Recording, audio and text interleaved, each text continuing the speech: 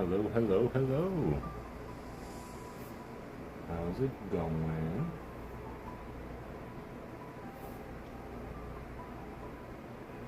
Hope y'all had an amazing Monday.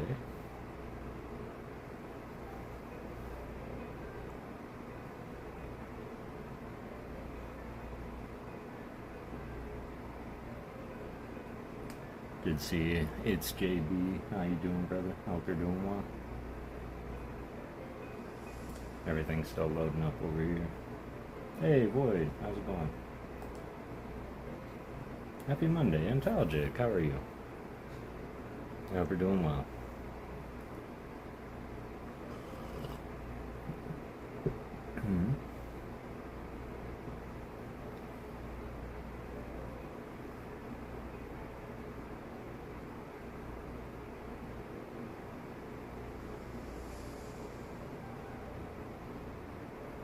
Sorry. Seth, how are you? It's good to see you. I hope you're doing well. Happy Monday indeed. I hope you all had a great Monday. Hope it wasn't too Monday for you. Dropping by to say hi. Thanks again for the mail. Of course, Team Mishins. I appreciate you. It was fun to. I had no idea that you were waiting to open it. That's my apologies, and I'm happy that with my later schedule, it offers me to wake up earlier and join your streams a lot more often. So I'm looking forward to that. As usual, it's just a Monday. I agree.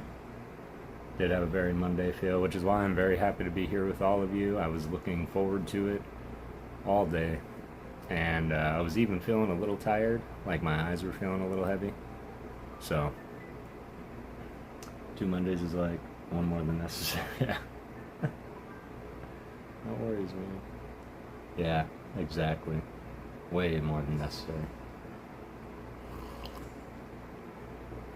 So we'll just give it a second while this loads up and we get things going. We are currently going to get into the last few chapters of The Wizard of Oz. We've gone through quite a bit with these characters, and of course, if you're like making those comparisons between the book and the movie, you'll find that the book has a few more things that the movie never got into. And I can almost understand why, because some of it was quite graphic. Had day off yesterday, so this is my Monday. I'm already looking forward to the end of the work. Oh man, I can only imagine. I also had to work today. I got off like a little early, not too early, but a little bit earlier. But yeah, just not too long ago actually, So I am really happy to just now be sitting here, hanging out with all of you. Appreciate you guys coming in, and looking forward to reading time. Relax and read. Alright. Of course, where we left off last. The new ruler of the Emerald City, you see, because the wizard said the only way that we can possibly get you back to Kansas is by flying through the air. And the only way I can think to do that would be to use the balloon I came in. And so, like we saw in the movie, he got in the balloon, Dorothy was coming out, Toto ran away, and she went to run after Toto. And in doing so, she missed the balloon, and the wizard went off without her. But before he left, he actually left the Scarecrow in charge and ruler of the Emerald City. And meanwhile, they are all conversing and how they can all get back Dorothy back to Kansas. And someone makes the grand decision to go south and see the Good Witch of the South to see if she can help. So that's where we're at. Oh Lord, I had to watch part of the new movie since I had to, oh yeah. I hope it wasn't too unbearable. Stafford, what's going on, man? Hope you're doing well. I appreciate you being here. Or are you talking about the new Wicked movie, Boyd? Which wasn't a bad story overall, I would say. Story. I didn't see the movie yet, so. There's a Witch of the South. There is a Witch of the South. There's a Witch of the East, which Dorothy dropped her house on. and took her silver shoes in the book. There's the Wicked Witch of the North, who greeted Dorothy upon her entrance to Munchkin City. There's the Wicked Witch of the West, who we all know and love. And then there's a good witch of the South. So the North and South witches are good, and the East and West witches are bad. Ricardo. Yep. Always late night shifts during the week there, Ricardo. But the weekends I'll try and stream earlier. On the weekdays it's a little hard because I don't get off until like 11 Eastern time. So they are going to be a little bit later. But I'm really going to do my best. I have feelings on the new Wicked. I won't get into it. We can talk later about that too, Seth, because I will. Same to you, sir. Hey, Kev. Excellent. Well, appreciate y'all being here. We're about 6 minutes into it, so wanted to make sure everybody found their seat next to the fire. Everybody has their drink of choice, whatever that may be. Tonight mine is coffee, as it always is. And I'm going to sit back. Let me know if you can hear me okay. And we will get into it. So we can finish The Wizard of Oz. And we're going to get through the last few chapters. I might try and stretch it out a little bit. I'm not sure how much is left, but we'll get through it. Definitely finish it tonight. Volume good. Appreciate you, brother. And we're going to start with chapter 19, which is Attacked by the Fighting Trees, which is one of my all-time favorite scenes, but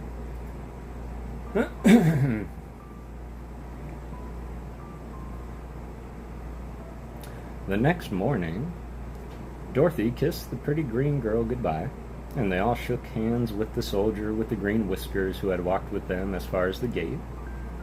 When the guardian of the gate saw them again, he wondered greatly that they could leave the beautiful city to get into new trouble. But he at once unlocked their spectacles, which he put back into the green box, and gave them many good wishes to carry with them. "You are now our ruler," he said to the Scarecrow, "so you must come back to us as soon as possible." "I certainly shall, if I'm able," the Scarecrow replied, "but I must help Dorothy to get home first." As Dorothy bade the good-natured guardian a last farewell, she said, "I have been very kindly treated in your lovely city, and everyone has been good to me. I cannot tell you how grateful I am." "Don't try, my dear," he answered. "We should like to keep you with us, but if it is your wish to return to Kansas, I hope you will find a way." He then opened the gate of the outer wall, and they walked forth and started upon their journey. The sun shone brightly as our friends turned their faces toward the land of the South. They were all in their best spirits and laughed and chatted together. Dorothy was once more filled with the hopes of getting home, and the Scarecrow and the Tin Woodman were glad to be of use to her. As for the lion, he sniffed the fresh air with delight and whisked his tail from side to side in pure joy at being in the country again, while Toto ran around them and chased the moths and butterflies, barking merrily all the time. "City life does not agree with me at all," remarked the lion, as they walked along at a brisk pace. "I have lost much flesh since I lived there, and now I am anxious for a chance to show the other beasts how courageous I've grown." They now turned and looked at last look at the Emerald City. All they could see was a mass of towers and steeples behind the green walls, and high up above everything the spires and dome of the Palace of Oz. "Oz was not such a bad wizard after all," said the Tin Woodman, as he felt his heart rattling around in his breast. "He knew how to give me brains, and very good brains, too," said the Scarecrow. "If Oz had taken a dose of the same courage he gave me," added the lion, he would have been a brave man." Dorothy said nothing. Oz had not kept his promise he made to her, but he had done his best, so she forgave him. As she said, he was a good man, even if he was a bad wizard. The first day's journey was through the green fields and bright flowers that stretched about the Emerald City on every side. They slept that night on the grass, with nothing but stars over them, and they rested very well indeed. In the morning they traveled on until they came to a thick wood. There was no way of going around it, for it seemed to extend to the right and left as far as they could see. And besides, they did not dare change the direction of their journey for fear of getting lost. So they looked for a place where it would be easiest to get into the forest. The Scarecrow, who was in the lead, finally discovered a big tree with such a wide spreading branches that there was room for a party to pass underneath. So he walked forward to the tree, but just as he came under the first branches, they bent down and twined around him, and the next minute he was raised up from the ground and flung headlong among his fellow travelers. This did not hurt the Scarecrow, but it surprised him, and he looked rather dizzy when Dorothy picked him up. "Here is another space between the trees," called the Lion. "Let me try it first," said the Scarecrow, "for it doesn't hurt me to get thrown about." He walked up to another tree as he spoke, but its branches immediately seized him and tossed him back again. "This is strange," exclaimed Dorothy. "What shall we do?" "The trees seem to have made up their minds to fight us and stop our journey," remarked the Lion. "I believe I will try it myself," said the Woodman, and shouldering his axe, he marched up to the first tree that had handled the Scarecrow so roughly. When a big branch bent down to seize him, the Woodman chopped at it so fiercely that he cut it in two. At once the tree began shaking all its branches as if in pain, and the Tin Woodman passed safely under it. "Come on," he shouted to the others. "Be quick."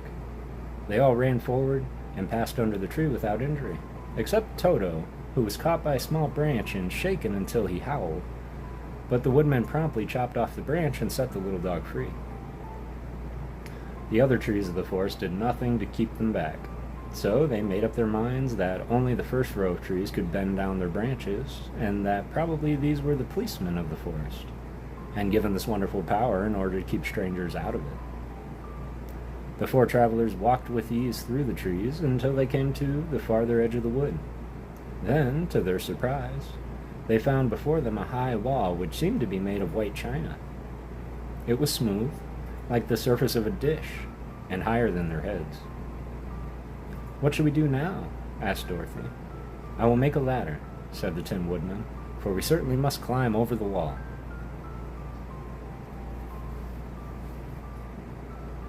There we go. That's the end of chapter 19.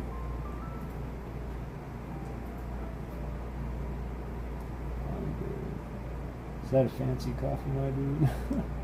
It is not. It is just vanilla French coffee. It's just been a very long day. Appreciate that, JB. Sweet. I've been in the market for Hey, what's up, Cameron? How are you doing?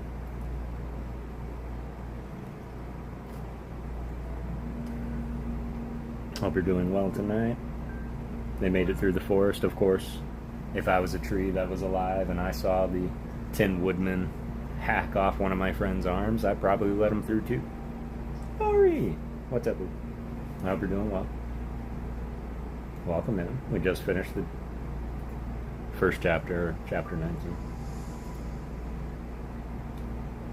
And we are just about to get into the dainty China country. Clean cut. Clean cut. Oh, my head? Yeah. I cut my own hair, so.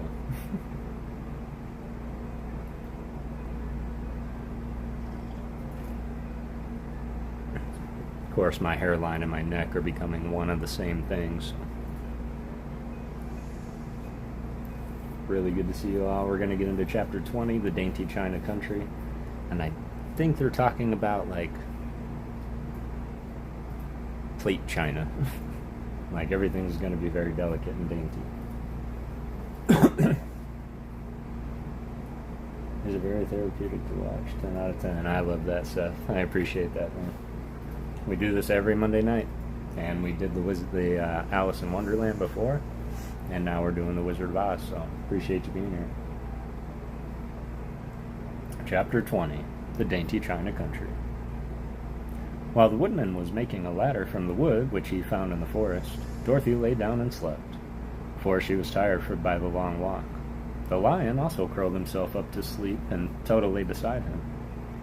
The Scarecrow watched the woodman while he worked, and said to him, "I cannot think of why this wall is here, nor what it is made of." "Rest your brains and do not worry about the wall," replied the woodman. "When we have climbed over it, we shall know what is on the other side." After a time, the ladder was finished. It looked clumsy, but the Tin Woodman was sure it was strong and would answer their purpose. The Scarecrow waked Dorothy and the Lion and Toto, and told them that the ladder was ready. The Scarecrow climbed up the ladder first, but he was so awkward that Dorothy had to follow close behind and keep him from falling off. When he got his head over the top of the wall, the Scarecrow said, "Oh my!" "Go on," exclaimed Dorothy. So the Scarecrow climbed further up and sat down on top of the wall, and Dorothy put her head over and cried, "Oh my!" just as the Scarecrow had done. Then Toto came up and immediately began to bark, but Dorothy made him be still. The Lion climbed the ladder next, and the Tin Woodman came last, but both of them cried, "Oh my!" as soon as they looked over the wall. When they were all sitting in a row on top of the wall, they looked down and saw a strange sight. Before them was a great stretch of country having a floor as smooth, as shining, and white as the bottom of a big platter. Scattered around were many houses made entirely of china and painted in the brightest colors. These houses were quite small, the biggest of them reaching only as high as Dorothy's waist. There were also pretty little barns with china fences around them, and many cows and sheep and horses and pigs and chickens, all made of china, were standing about in groups. But the strangest of all were the people who lived in this queer country. There were milkmaids and shepherds, with brightly colored bodices and golden spots all over their gowns, and princesses with the most gorgeous frocks of silver and gold and purple, and shepherds dressed in knee breeches with pink and yellow and blue stripes down them, and golden buckles on their shoes, the princes with jeweled crowns upon their head, wearing ermine robes and satin doublets, and funny clowns in ruffled gowns with round red spots upon their cheeks and tall pointed caps. And strangest of all, these people were all made of china, even to their clothes, and were so small that the tallest of them was no higher than Dorothy's knee. No one did so much as look at the travelers at first, except one little purple china dog with an extra large head, which came to the wall and barked at them in a tiny voice, afterwards running away again. "How shall we get down?" asked Dorothy. They found the ladder so heavy they couldn't pull it up, so the Scarecrow fell off the wall and the others jumped down upon him so that the hard floor would not hurt their feet. Of course, they took pains not to light on his head and get the pins in their feet.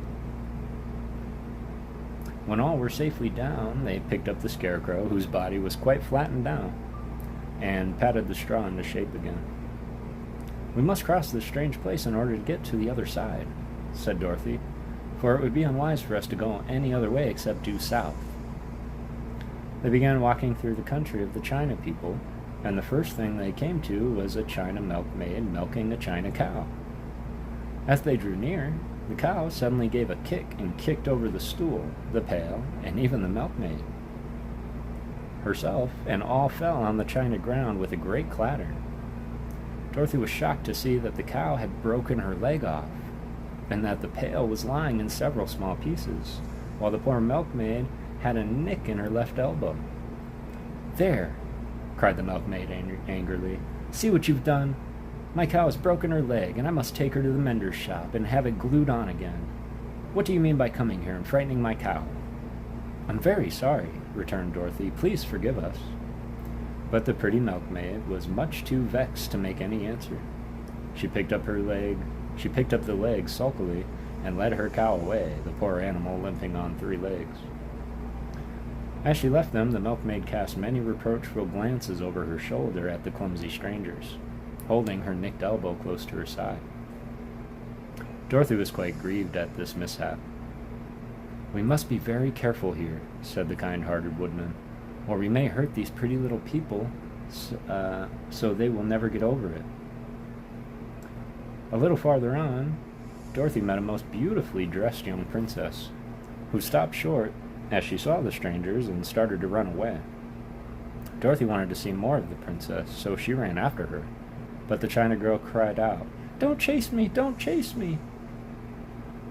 She had such a frightened little voice that Dorothy stopped and said, "Why not?" "Because," answered the princess, also stopping a safe distance away, "if I run, I may fall down and break myself." "But could you not be mended?" asked the girl. "Oh, yes, but one is never so pretty after being mended, you know," replied the princess. "I suppose not," said Dorothy. "Now, there is Mr. Joker, one of our clowns," continued the China lady, "who is always trying to stand upon his head. He has broken himself so often that he is mended in 100 places, and doesn't look at all pretty. Here he comes now, so you can see for yourself." Indeed, a jolly little clown came walking toward them, and Dorothy could see that, in spite of his pretty clothes of red and yellow and green, he was completely covered with cracks, running every which way, and showing plainly that he had been mended in many places. The clown put his hands in his pocket, and after puffing out his cheeks and nodding his head at them saucily, he said, "My lady fair, why do you stare at poor old Mr. Joker? You're quite as stiff and prim as if you'd eaten up a poker." "Be quiet, sir," said the princess. "Can't you see these are strangers, and should be treated with respect?"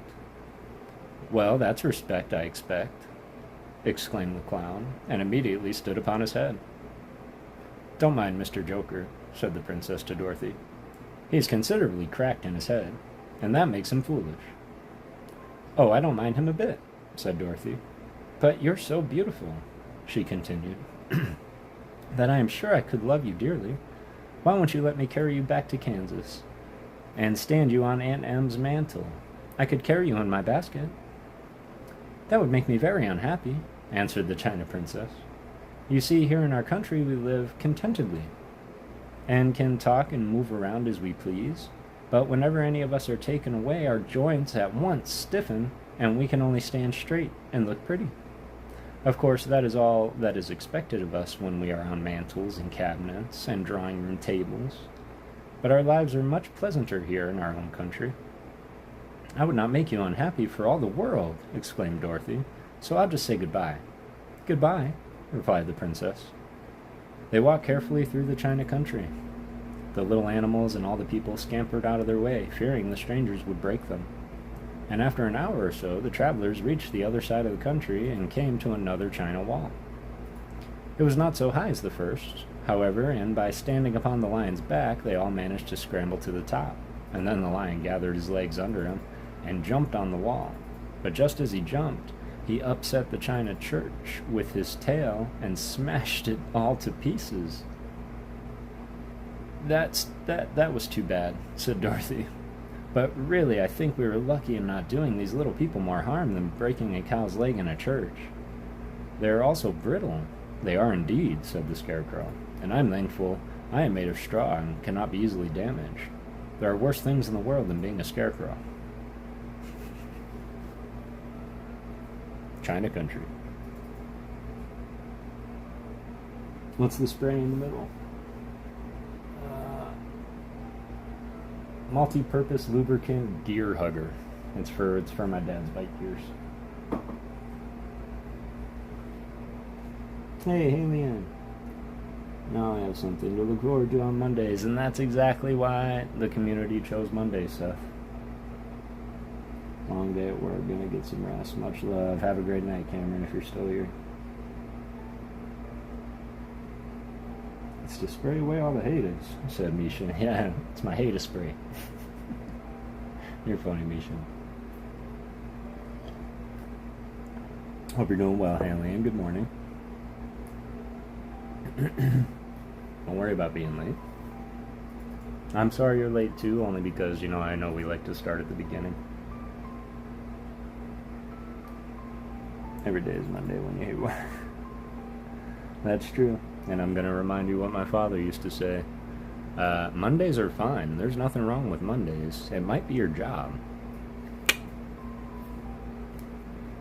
Gonna be in and out, no worries at all, missions. I've been background noise for more people than I know. I know that. Kara, how are you doing? It's good to see you, fam. Appreciate you popping in.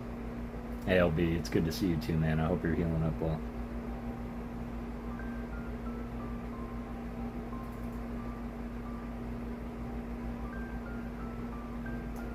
Sundays, that suck. Work tomorrow, never fun. Yeah. Definitely the job. Hey, Misha, hey, Kat. Yo, what's up, Veggie Beast? How are you doing, man? It's good to see you.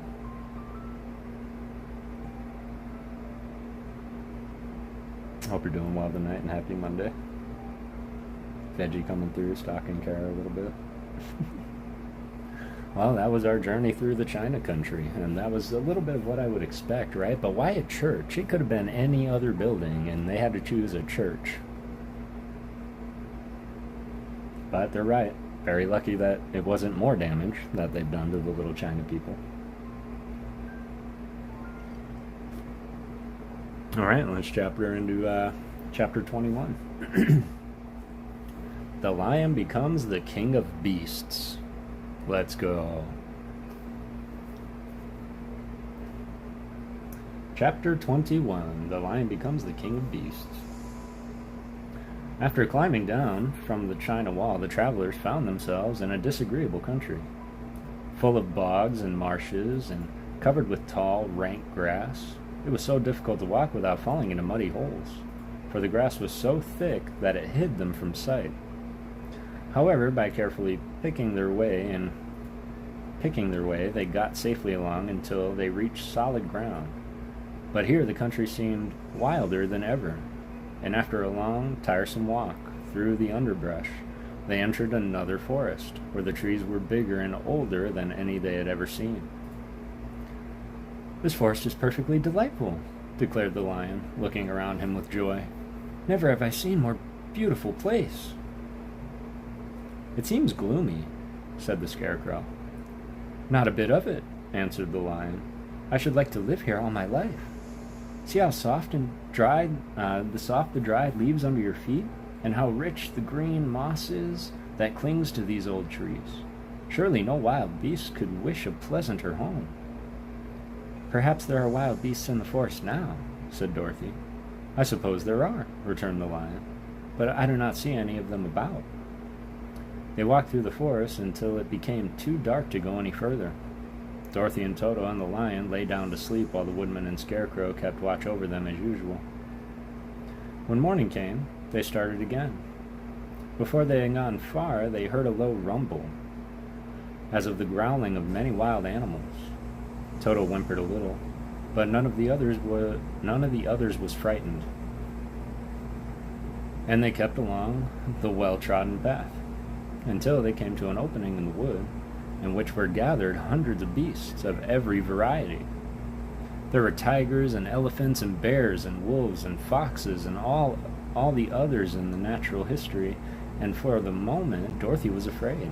But the lion explained that the animals were holding a meeting, and he judged by their snarling and growling that they were in great trouble. As he spoke, several of the beasts caught sight of him, and at once a great assemblage hushed as if by magic. The biggest of the tigers came up to the lion and bowed, saying, "Welcome, O King of Beasts. You have come in good time to fight our enemy and bring peace to all the animals of the forest once more." "What is your trouble?" asked the lion quietly. "We are all threatened," answered the tiger, "by a fierce enemy which has lately come into this forest. It is a most tremendous monster, like a great spider, with a body as big as an elephant and legs as long as a tree's trunk. It has 8 of these long legs, and as the monster crawls through the forest, he seizes an animal with his legs, drags it into his mouth, where he eats it, as a spider does a fly. Not one of us is safe while this fierce creature is alive, and we had called a meeting to decide how to take care of ourselves when you came among us." The lion thought for a moment. "Are there any other lions in this forest?" he asked. "No. There were some, but the monster has eaten them all. And besides, there were none of them nearly so large and brave as you." "If I put an end to your enemy, will you bow down to me and obey me as king of the forest?" inquired the lion. "We will do that gladly," returned the tiger, and all the other beasts roared with a mighty roar, "We will!" "Where's this great spider of yours now?" asked the lion. "Yonder, among the oak trees," said the tiger, pointing with his forefoot. "Take good care of these friends of mine," said the lion, "and I will go at once to fight the monster." He bade his comrades goodbye and marched proudly away to do battle with the enemy. The great spider was lying asleep when the lion found him, and it looked so ugly that his foe turned up his nose in disgust. Its legs were quite as long as the tiger had said, and its body covered with coarse black hair, and it had a great mouth with a row of sharp teeth a foot long. But its head was joined to a pudgy body by a neck as slender as a wasp's waist. This gave the lion a hint of the best way to attack the creature, and as he knew it, was easier to fight it asleep than awake.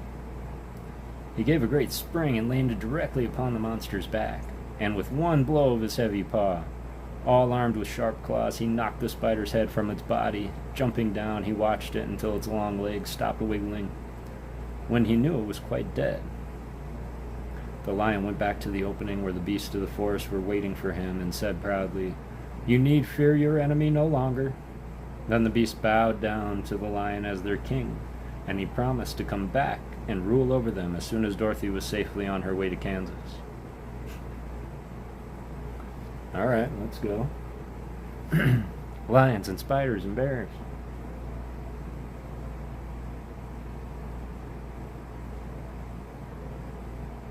Have a good night, Stafford. I appreciate you, fam. Yes, please show it off later. Good to see. It is good to see everyone. Good to see everyone chilling. Throwing me on as background noise seems to be the pastime. Yeah, we're really zooming through this book.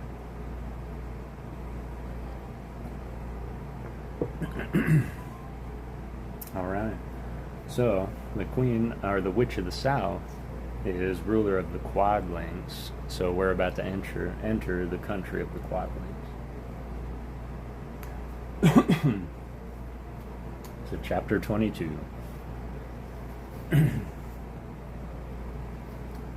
The four travelers passed through the rest of the forest in safety, and when they came out from its gloom, saw before them a steep hill covered from top to bottom with great pieces of rock. "That will be a hard climb," said the Scarecrow, "but we must get over the hill nevertheless."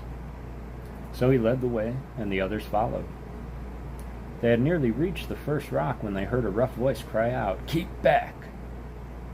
"Who are you?" asked the Scarecrow. Then a head showed itself over the rock, and the same voice said, "This hill belongs to us, and we don't allow anyone to cross it." "But we must cross it," said the Scarecrow. "We are going to the country of the quadlings." "But you shall not," replied the voice. And there stepped from behind a rock the strangest man the travelers had ever seen. He was quite short and stout, and had a big head, which was flat at the top and supported by a thick neck full of wrinkles. But he had no arms at all, and seeing this, the Scarecrow did not fear that a helpless creature could prevent them from climbing the hill. So he said, "I'm sorry not to do as you wish, but we must pass over your hill whether you like it or not." And he walked boldly forward. As quick as lightning, the man's head shot forward and his neck stretched out until the top of his head, where it was flat, struck the Scarecrow in the middle and sent him tumbling over and over down the hill. Almost as quickly as it came, the head went back into the body, and the man laughed harshly as he said, "It isn't as easy as you think." A chorus of boisterous laughter came from the other rocks, and Dorothy saw hundreds of the armless hammerheads upon the hillside, one behind every rock. The lion became quite angry at the laughter caused by the Scarecrow's mishap, and giving a loud roar that echoed like thunder, he dashed up the hill again, and again a head shot swiftly out, and the great lion went rolling down the hill as if he had been struck by a cannonball. Dorothy ran down and helped the Scarecrow to his feet, and the Lion came up to her, feeling rather bruised and sore, and said, "It's useless to fight people with shooting heads. No one can withstand them." "What can we do, then?" she asked. "Call the winged monkeys," suggested the Tin Woodman. You have still the right to command them once more." "Very well," she answered, and putting on the golden cap, she uttered the magic words. The monkeys were as prompt as ever, and in a few moments the entire band stood before her. "What are your commands?" inquired the King of the Monkeys, bowing low. "Carry us over the hill to the country of the Quadlings," answered the girl. "It shall be done," said the king, and at once the winged monkeys caught the 4 travelers and Toto up in their arms and flew away with them. As they passed over the hill, the hammerheads yelled with vexation and shot their heads high into the air, but they could not reach the winged monkeys, which carried Dorothy and her comrades safely over the hill and set them down in the beautiful country of the Quadlings. "This is the last time you can summon us," said the leader to Dorothy, "so goodbye, and good luck to you." "Goodbye, and thank you very much," returned the girl, and the monkeys rose into the air and were out of sight in a twinkling. The country of the Quadlings seemed rich and happy. There was field upon field of ripening grain, with well-paved roads running between, and pretty rippling brooks with strong bridges across them. The fences and houses and bridges were all painted bright red, just as they had been painted yellow in the country of the Winkies, and blue in the country of the Munchkins. The Quadlings themselves, who were short and fat, and looked chubby and good-natured, were dressed in all red, which showed bright against the green grass and the yellowing grain. The monkeys had set them down near a farmhouse, and the 4 travelers walked up to it and knocked at the door. It was opened by the farmer's wife, and when Dorothy asked for something to eat, the woman gave them all a good dinner, with 3 kinds of cake and 4 kinds of cookies, and a bowl of milk for Toto. "How far is it to the castle of Glinda?"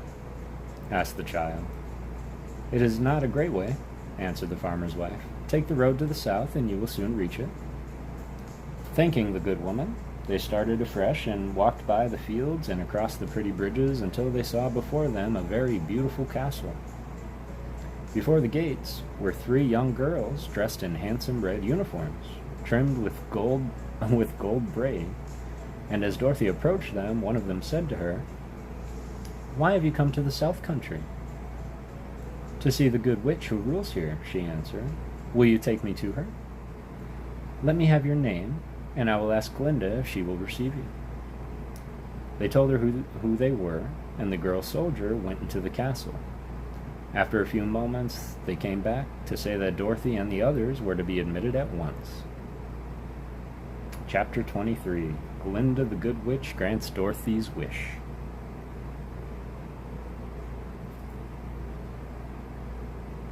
Hey, Hungry Hollow.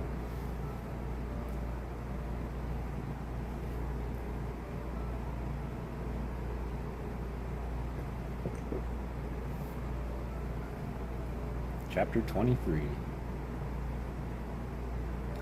Before they went to see Glinda, however, they were taken to a room of the castle where Dorothy washed her face and combed her hair, and the Lion shook the dust out of his mane, and the Scarecrow patted himself into his best shape, and the Woodman polished his tin and oiled his joints.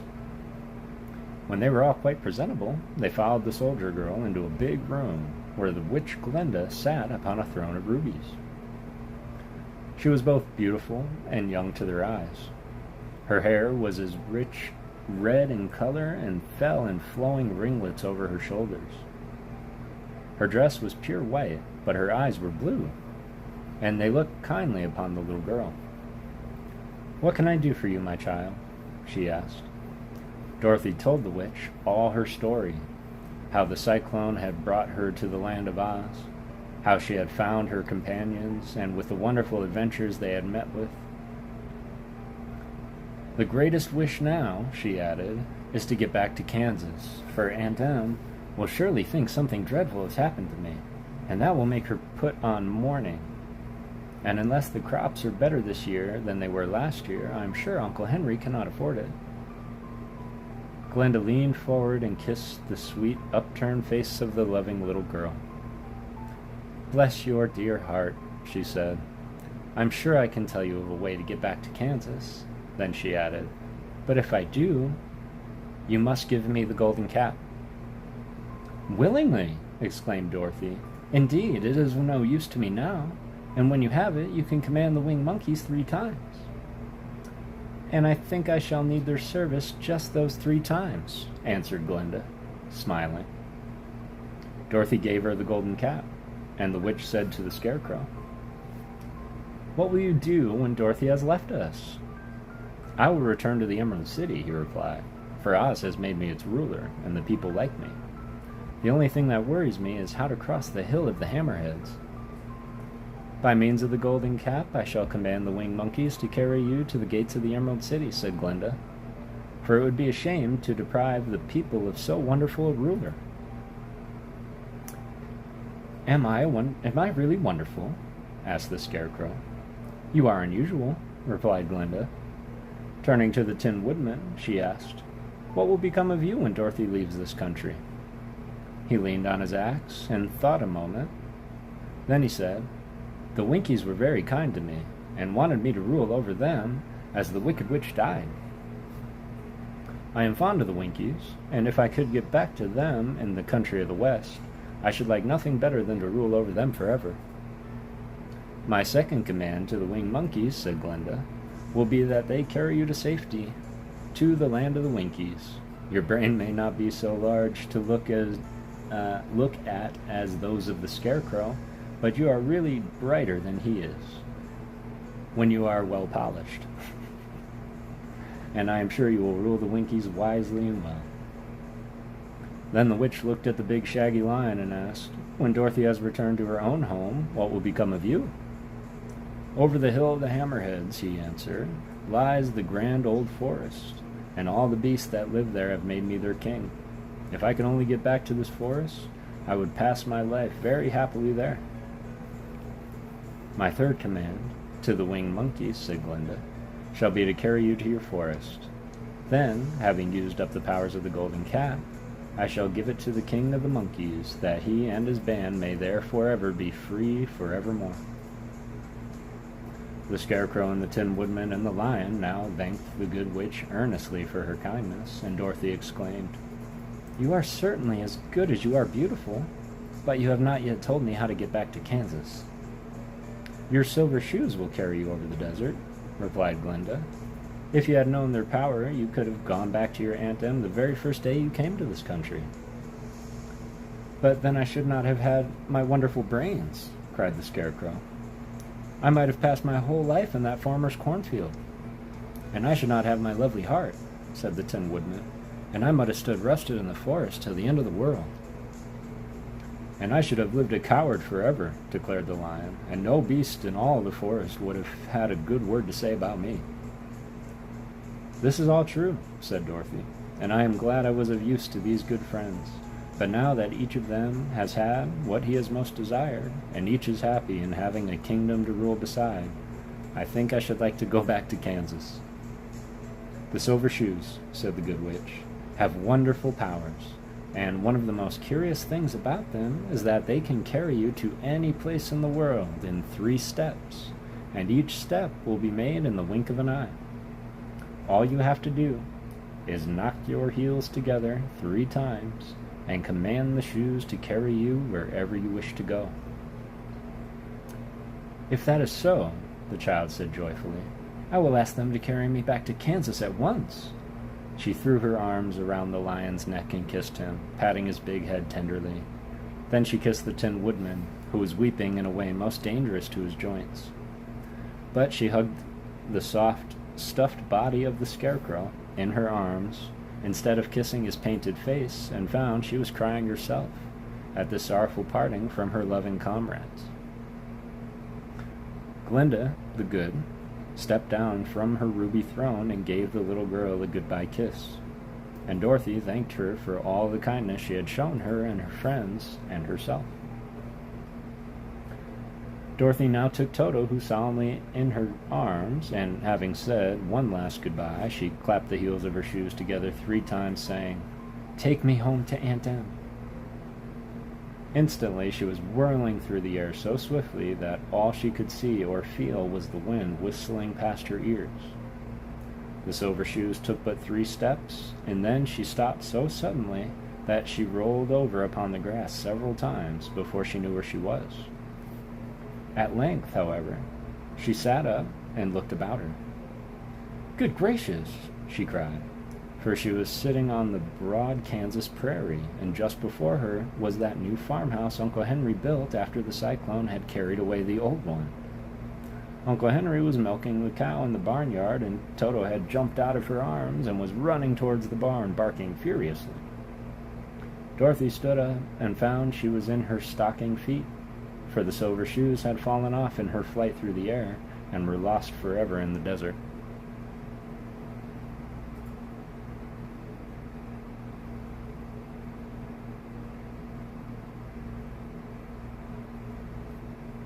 Hey, EDF, how's it going, man? Hey, Adam Jones, I hope you're doing well. I hope you're doing well, Adam. It's good to see you, brother.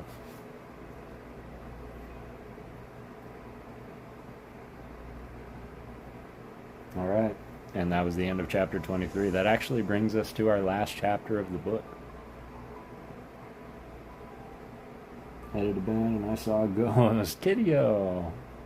Perfect time, man. We're at the last chapter. In fact, this one is probably going to be super quick. Have fun, everyone. You have a good night, Kitty-o, Daddy-o.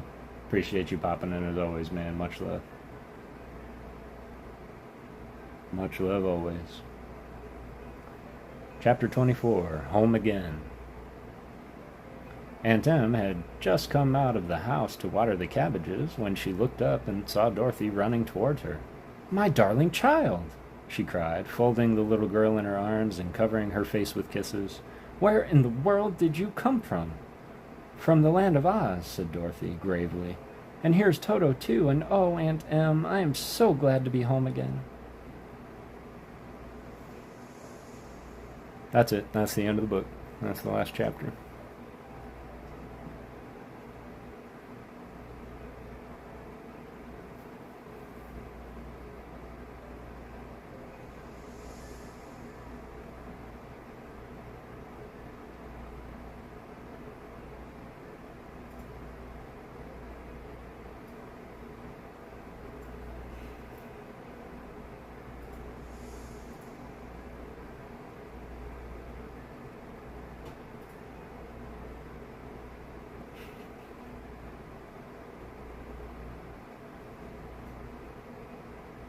GG, good read. Appreciate that, man. I really do. That was quick. Yep, that was quick. That was the end of the book. And I do like as I was reading throughout, I did like that it sounded very much like I was like just telling a story of like a real quick bedtime story. Now, oh, I'll use the monkeys to send the Scarecrow to here, and the Tin Man to here, and the Lion to here. And it was just fast. And it was meant to be read at story time. Now, I did want to go on to note that in here it does state, after the publication of The Wizard of Oz, I began to receive letters from children telling me of their pleasure in reading the story and asking me to write something more about the Scarecrow and the Tin Woodman. At first, I considered these little letters, frank and earnest though they were, in the light of the pretty compliments. But the letters continued to come during succeeding months and even years. Finally, I promised one little girl who made a long journey to see me and prefer her request, and she was a Dorothy, by the way, that when 1,000 little girls had written me 1,000 little letters asking for the Scarecrow and the Woodman, I would write the book. Either little Dorothy was a fairy in disguise, or waved her magic wand, or the success of the stage production of The Wizard of Oz made new friends for the story. For the 1,000 letters received their distinction long since, and many more followed them. And now, although pleading guilty to the long delay, I have kept my promise in this book. And that's going to be the next book that we read. which is going to be... This one is called...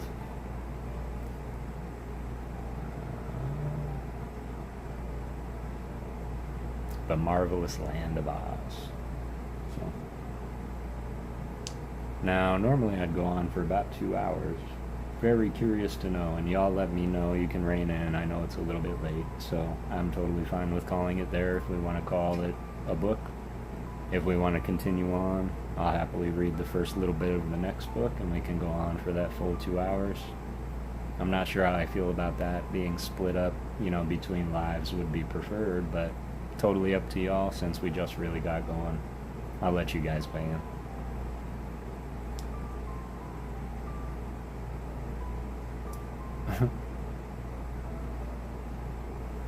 I love this. It says, The Marvelous Land of Oz being an account of the further adventures of Scarecrow and the Tin Woodman, and also the strangest experiences of the highly magnified Wogglebug, Jack Pumpkinhead, the animated Sawhorse, and the Gump. The story being a sequel to The Wizard of Oz. CBC, how's it going, man? I hope you're doing well. We just finished the first book in the Wizard of Oz series.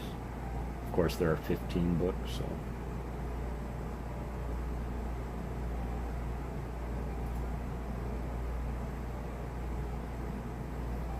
I hope you're doing well tonight, fam. And your Monday was amazing. Appreciate you being here. I'm going to refresh my coffee real quick. And y'all can just let me know what you're feeling tonight. If you want me to keep on going, we can do that. And I'll modify the description after, or I can end and start a new live, and we can start the next book. Either way, completely up to y'all. I will be right back.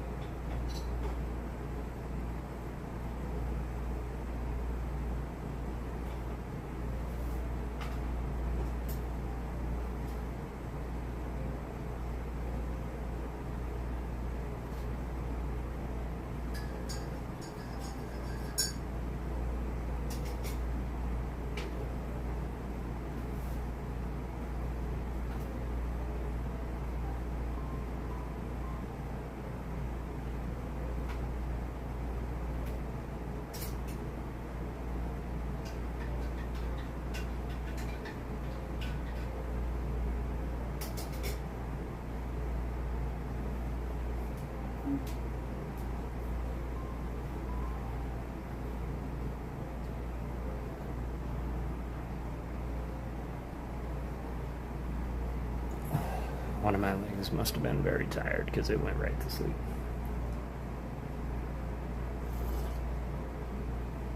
Every time I look up, Kitty's using the strangest poses. Snap pictures for inspiration, alien.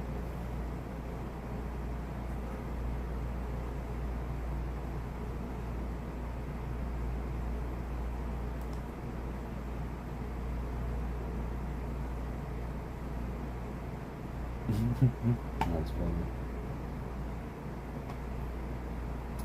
Whatever is best on your end, Kev.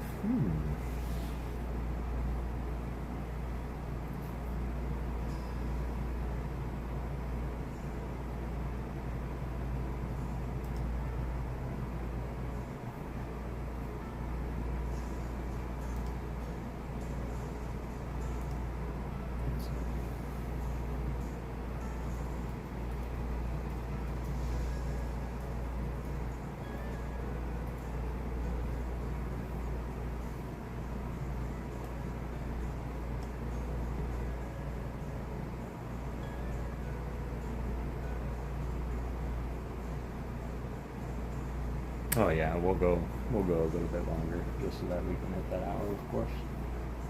I'm not sure if I started a poll or not. I just wanted to give it a try and see if I could do it, but it's probably the easiest way to do it.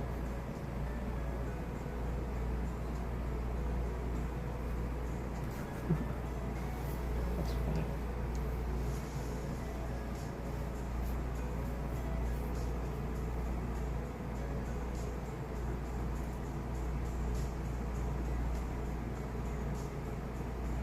That was funny.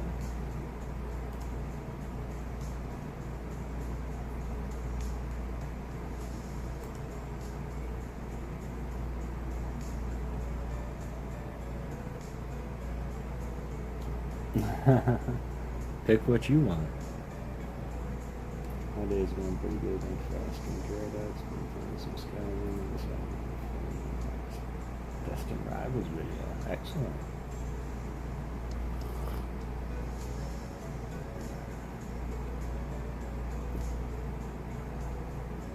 Just pick what y'all want, because honestly, y'all are the audience for this.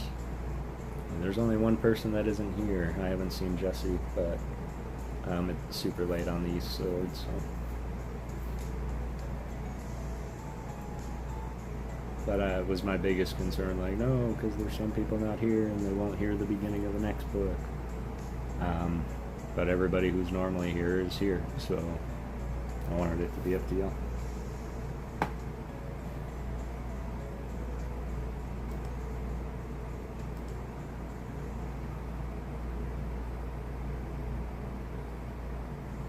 It's weird because I do see the poll results, but I only see the yes result. I don't see the no result. So. Oh, hi, Alien. I'm sorry. What's up, Ghost Spencer? I hope you're doing well tonight. We were just reading The Wizard of Oz. We just finished the first book, The Wonderful Wizard of Oz. I suppose we could talk about that book instead. But we were deciding whether we should keep going and start the next story, which is The Wonderful Land of Oz. The Marvelous Land of Oz. Or if we should just call it after this first hour, since we finished the first book, so.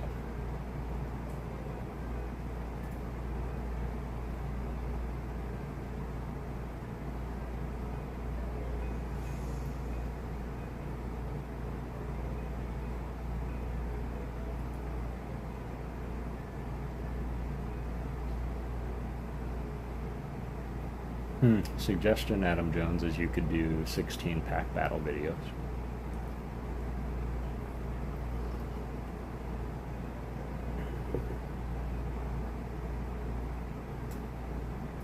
So I think we are going to be continuing on with The Wizard of Oz.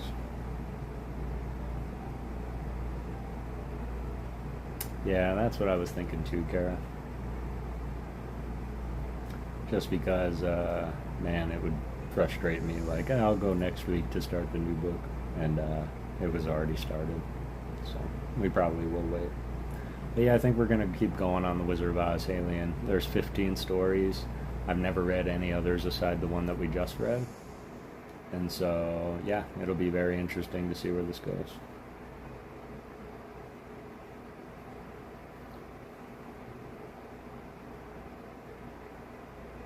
Yep, sure are. Are we going to do all 50? I guess that would depend, because if we go through this story and it's like, yeah, I don't want to hear any more about Oz, then we'll switch direction. But we are going to have to either do these 15 books in the next 3 months so that we can get ready for our read in Halloween, which is going to be the Christmas Carol. Because, of course, I am the Pokey Ghost of Christmas Past.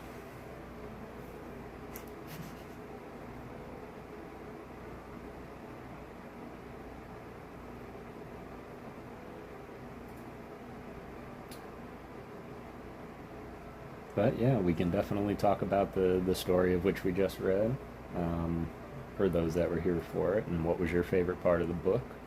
Did you prefer the movie? Which would probably work out with the time and how quick the books normally go. Yeah, that is true. Because we did 24 chapters of this in about 3 reads, so 2, 4, 5 hours we read this book. Now I'm just going to take a look here. 1, 2, 3, 4,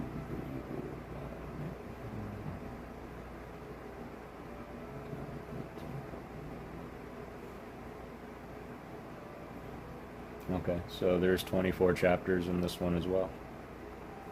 So we'll stick to it, and we'll do 9, 9, and 9, 9, and 6. And we'll start that as of next Monday. I'm really glad that y'all are enjoying this, and looking forward to it, as well as, you know, using it for whatever you do. I know there's 10 of y'all here, so. Joe Dirt, another part, Kid Rob reads the note. That's me when I read. Well, it wasn't always this this great. It was definitely long work and practice.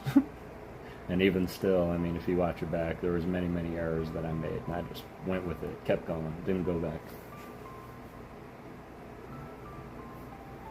Never seen it, you would laugh. You would laugh. Life's a garden, dig it.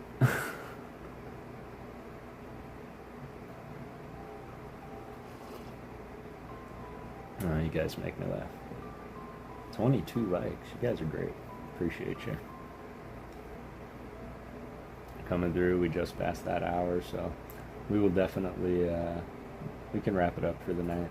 It has been a long day for me. I was droopy-eyed this morning, and so it was like, man, I don't know how I'm going to be able to read. But then as I got with all of you, you all gave me the energy to read, so I really appreciate that.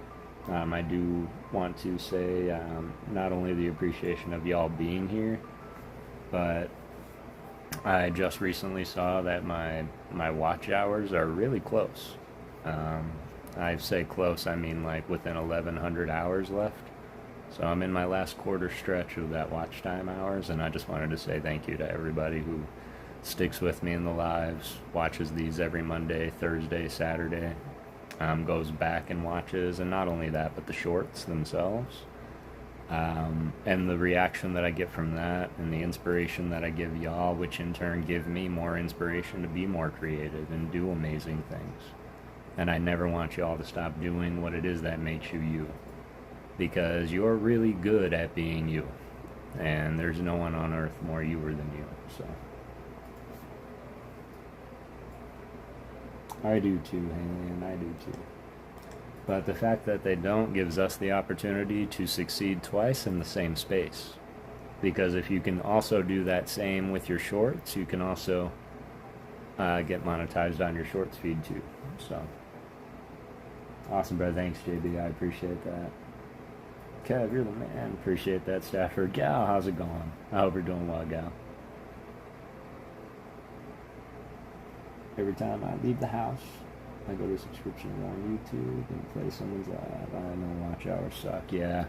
And that I really appreciate too. I've kind of gotten into that habit myself, but for a different reason.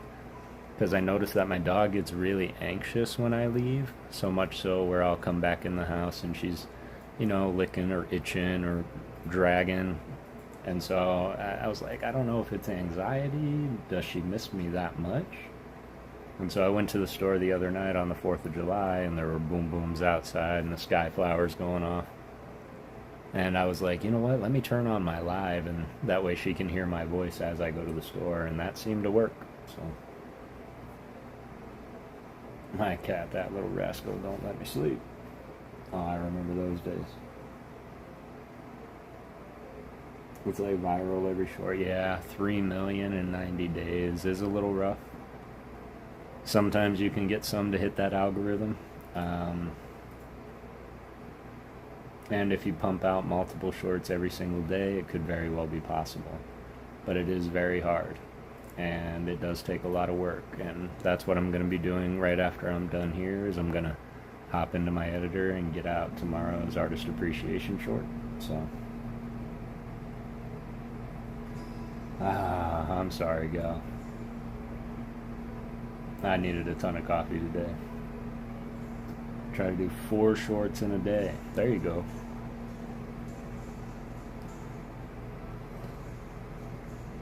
And everybody, go sub up to Go Spencer if you haven't already. But of course, I don't know anybody who doesn't know Go Spencer. And we all await your first live, my friend.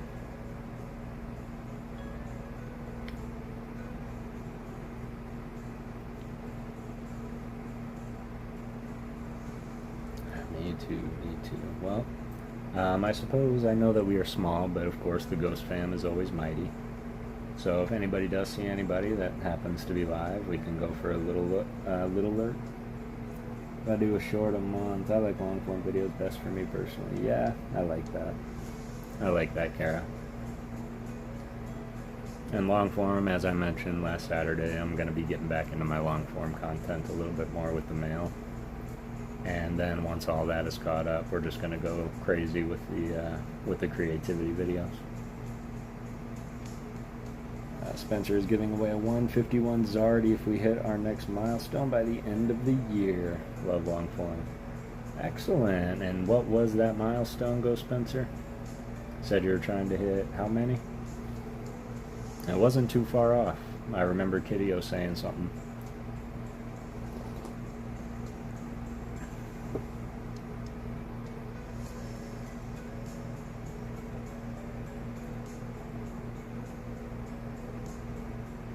Yay! I agree, Kara. That 151's already. Spencer is such a generous being. And that's a big milestone too, so. I see Stafford on. Excellent. We'll go raid Stafford. I'll sub if I haven't already. Are you live right now, Stafford? Just drawing? Spencer's really pushing for live stream. Should start up really soon. 15K is what we're shooting for. Excellent. 15K. And there we go. Stafford, one sub at a time. We'll get you there. We'll get you there. I've got no doubt that you'll be able to do it. I do one short a day, and they're fine, but not great views.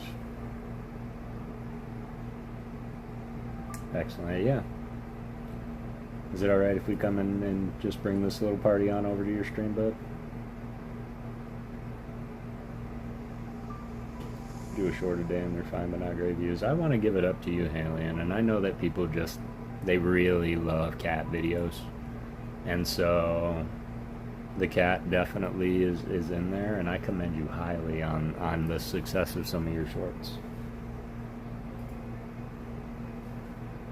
Alien, I'll be happily there to help you out with that. If you need editing help or if you need editing advice, I'll happily give you anything. My advice, shorts. The shorts need to be short and sweet. Yes, sir. Excellent. Oh, Lori dropped it. Awesome. I appreciate that, boo. So Lori dropped that link. That's to Mr. Stafford there in the chat. We're just going to go and mini raid him. No surprise there. He's going to raid with us. I don't think to that level, you guys don't even know where to begin. And sometimes that's the greatest place to start, Alien. Is not knowing where to begin. So typically, and this is the last thing I'll say, is typically, at least for me, it all starts with a vision. Like I always know how it's going to look before I go into it. And if I can't make it look the way I saw it, then I'll come up with something better and convince myself. So not gonna lie, some of my best performing shorts took 0 effort and only like 15 seconds. Try to always ask a question in the short. That is good advice, Go Spencer. Or ask them to notice something in the short so they go back and have to watch it again. I just make content to share my stuff. Nothing special, just for fun, partly. And as long as you're having fun, Kara, that is all that matters. Create how you want to create. Still learning editing, slow and steady, but I'm happy with the progress I have made so far. Bro Rips, how are you, my brother? It's really good to see you, man. We just finished up the book of the first Wizard of Oz, The Wonderful Wizard of Oz, following Dorothy and her comrades through their adventure of graining brain, hearts, and courage. Adam Jones, same thing. I'm always here for you if you need any advice whatsoever. Every video I've ever shot has been edited on my iPhone 13. Same, Spencer. Every video I've ever done has been done on my Android, but been done on my cell phone. Thanks for the story, man. Keep on doing what you do. I appreciate that, JB. I hope you have a wonderful rest of your night, fam. Yo, bro, it is really good to see you, man. We were actually just wrapping up, about ready to go and visit our friend Stafford there. They're live. What I didn't anticipate is this read was only like 6 chapters, and these chapters were very short. So instead of starting up the next story and getting those lives intermingled, I'd rather start the next book in a new live next week. So I think that's what we're going to do, and just kind of call it from here. But man, it is really good to see you, and I know that you have that busy schedule, so the fact that you chisel out time to just come and be here with me, it means the absolute world to me. I appreciate you, brother. Oh man, I hope you had a beautiful Monday. You're just like me, man, late night working. I hope it was a beautiful day at work, and the best thing about this is it's all recorded, so. But I really do appreciate you coming in. What if we do 3 8-chapter streams for the next book? We could try that. It might break it up a little bit and more nicely. Probably be an hour 45. I like Adam shorts. They're fun. They are fun. They are fun indeed.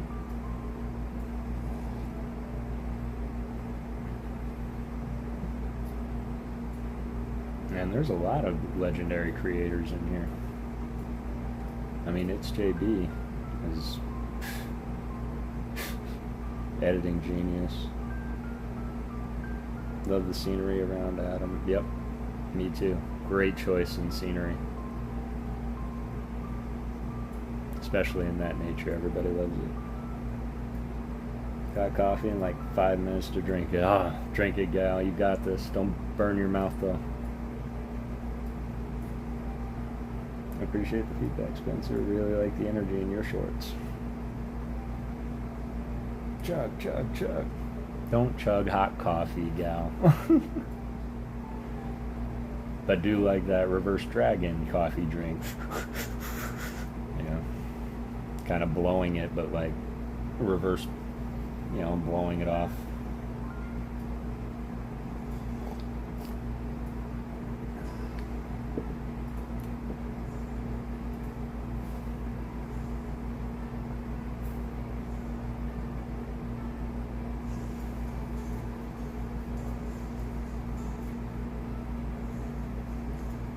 Awesome. Well, once again, super appreciate you all. I hope I was able to help you relax and calm down on this Monday, the end of a Monday.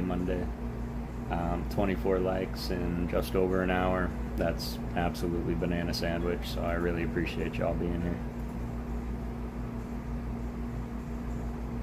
Thanks, Laura. Viewers really seem to like that. Huh. I like that as well. I'm a little limited on my personal means of conveyance, so getting places isn't always easier for me. But I have thought about that, and I think when my son comes over next, we're going to do something like that.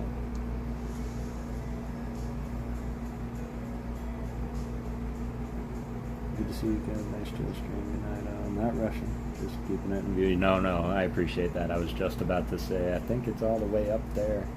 But we are going to go say hi to our friend Stafford as well. Not to say that I couldn't sit here and, of course, just talk at y'all for hours about everything, which I'm fine with doing as well, if that is what we choose to do. But whatever it is that you do choose to do, just remember, don't let anything stop you. Everybody has the power to do amazing things. And it all starts with one vision, so. But I do hope that you have an amazing night. I'm sure I will see every single one of you very, very soon. And thank you. Thank you all for believing in ghosts. And remember, it takes $0 to be a good person. Always do it through peace, love, and Pokemon, y'all. Let's go raid Stafford. And have a beautiful rest of your night, y'all. If you need anything at all, reach out. And if I got it, you got it.